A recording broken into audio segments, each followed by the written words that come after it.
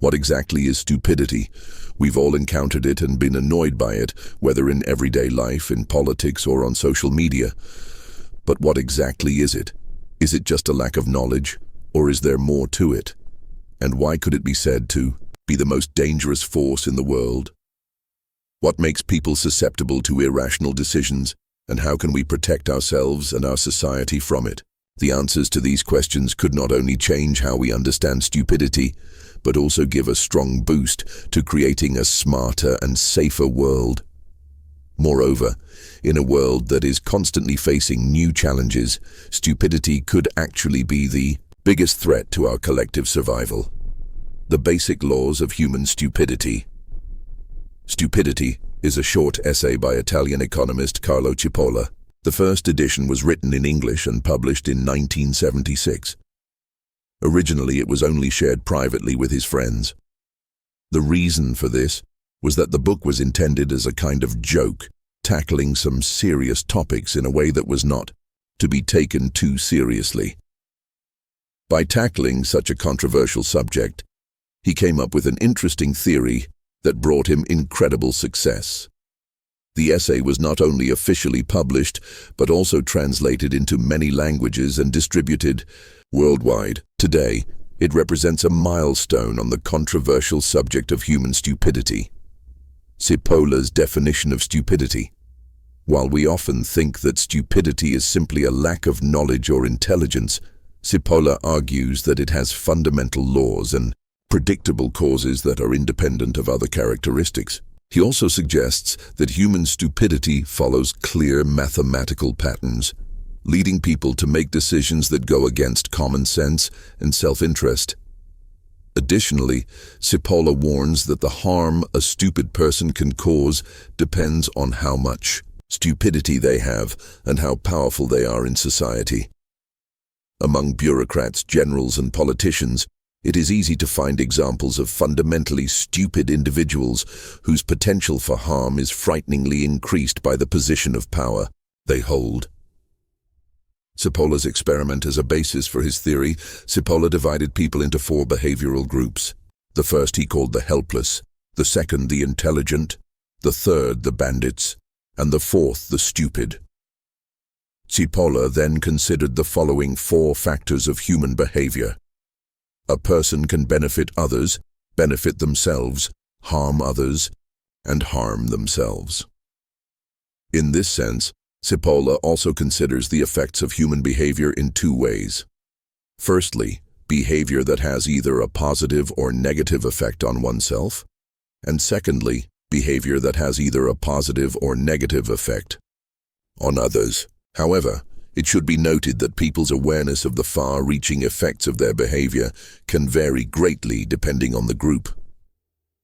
Looking at the impact of these groups on society, his conclusion is that intelligent people contribute to society in a positive way and turn these contributions into mutual benefits. Their actions lead to a net gain for society, which is why helpless people should always support intelligent people. Stupid people, on the other hand, contribute to a net loss for both themselves and society for no apparent reason. Their actions also frustrate, annoy, and confuse everyone else. In between are the bandits. They pursue their own interests and enrich themselves, even if it means harming society. Helpless and intelligent people should also try to stop them. The helpless are also in between. Although they make a positive contribution to society, they can easily be exploited due to their naivety, which is why they can only make a limited contribution. This exploitation happens especially through bandits. There are also ineffective people who are in the middle. In general, however, the stupid person is the most dangerous type of person and is much more powerful in groups than the mafia, the military, or communism, warned Cipolla. To come to this conclusion, however, we need to understand his 5 basic laws of human stupidity. Basic Laws of Human Stupidity Law. Number 1. Everyone always and inevitably underestimates the number of stupid individuals in circulation. By this, Cipolla means that people assume at all times that people who think or act stupidly must be a small, fringe group within the general population. We assume that a society could not function differently if a large number of people did not behave rationally most of the time. But as Cipolla points out, this assumption underestimates how many stupid people there are and how willing large parts of the population are to think and do stupid things. Law number 2. The probability that a person is stupid is independent of all other characteristics of that person. Cipolla considers stupidity to be a human characteristic, like blonde hair or black eyes. Education, wealth, or status have nothing to do with it. Consequently, it can only be distributed roughly equally across all social classes. This means that regardless of whether someone lives in wealth or poverty, everyone will always have to deal with the same percentage of stupid people. It follows that humans are destined to deal with stupidity. Moreover, Cipolla says there are no safe places or solutions to avoid it. The only thing you can do is accept it and live with it for the rest of your life. Moreover, this is a reverse halo effect.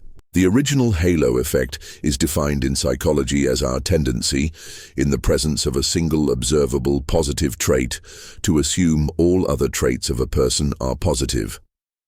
This means that we act as if someone who is taller or more beautiful is also smarter. However, a person can actually have a high IQ, great social intelligence, and high street intelligence, but still be stupid. Law number 3.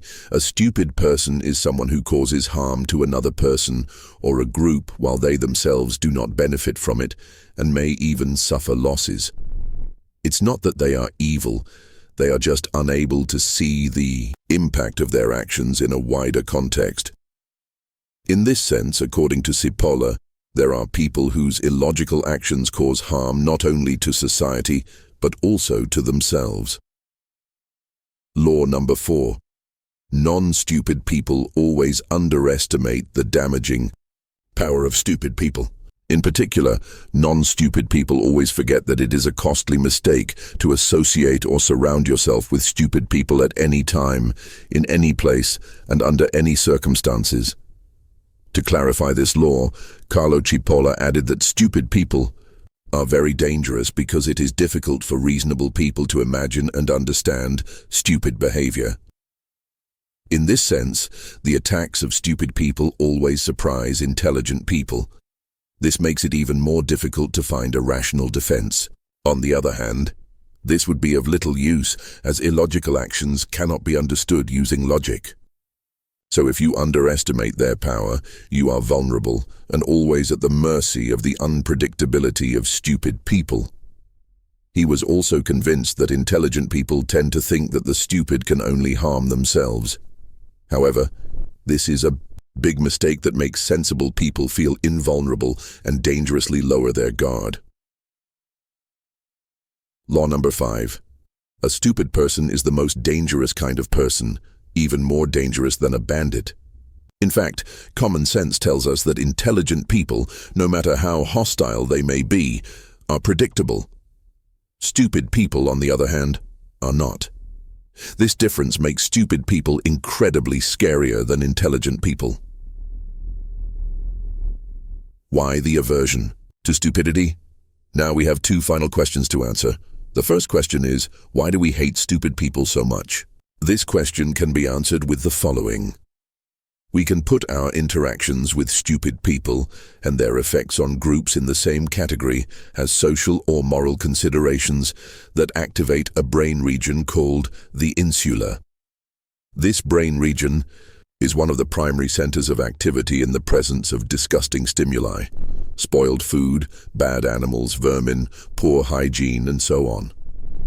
To further strengthen the connection, disgust is one of the 7 micro-expressions of the face that take place outside of the individual's awareness.